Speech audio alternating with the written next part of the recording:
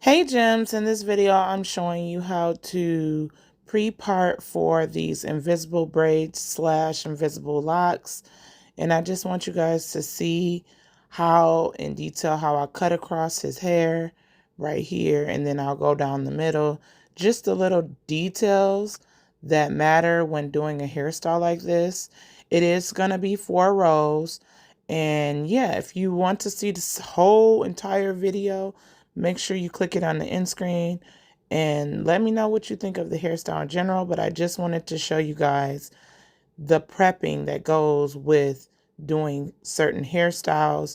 It's important to map out how you want things to be placed and making sure everything is equal, especially when it is a symmetrical hairstyle or something you want to be identical on both sides.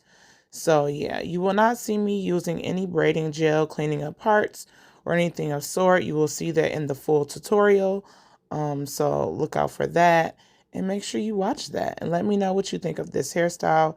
It was a very nice hairstyle. You can either do the invisible twist, slash invisible locks, or invisible braids. Either way, this is a perfect layout on how to do the prepping for invisible locks or invisible braids, or you can do both like I did in this hairstyle. So make sure you check it out right now. Make sure you click it on the end screen and let me know what you guys think. Also leave in the comments any questions. Make sure you subscribe, hit that notification bell, and yeah. I also want to say that this is blow dried hair. You can stretch it the way you want to. I also have a video on how to stretch your hair naturally without heat, but I did use heat using my Revlon blow dryer brush, and that is why I am able to just go through these curls nice and quickly with pre-parting.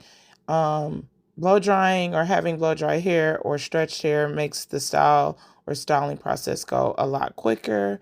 So I also want to just let you guys know that. But you can see right now I'm pretty much perfecting how I want everything laid.